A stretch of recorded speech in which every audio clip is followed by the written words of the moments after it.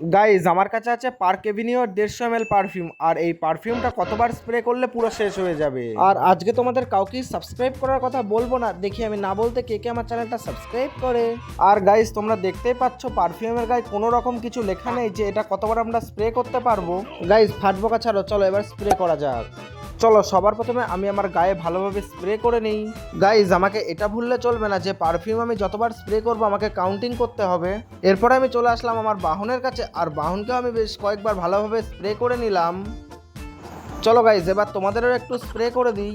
তোমাদের তো স্প্রে করা কমপ্লিট, চলো এবার এই বন জঙ্গলটাকে একটু স্প্রে করে নিই। আর গাইজ আমার কিন্তু হাতে ব্যথা করছে, আমি একটু রেস্ট নিই, তোমরা একটা সুন্দর দৃশ্য উপভোগ করো।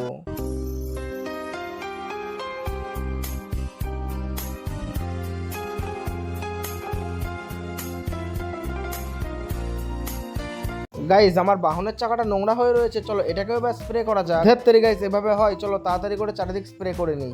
ও তেরি গাইজ রাস্তার ধারে একটা সাইকেল পেয়ে গেছি, চলো এটাকেও এবার ভালোভাবে স্প্রে করে নিই। ওহ গাইজ বহু কষ্টের পর এই বনঝড়ের কাছে এসেই পুরো স্প্রেটা শেষ হয়ে গেছে। আর গাইজ দেখো কাম কি চিজ নেই ফেক দিতে হে। আমি কিন্তু 1742 বার স্প্রে করতে পেরেছি। আর তোমরা কোন পারফিউম ব্যবহার করো সেটা আমাকে অবশ্যই কমেন্টে জানাবে।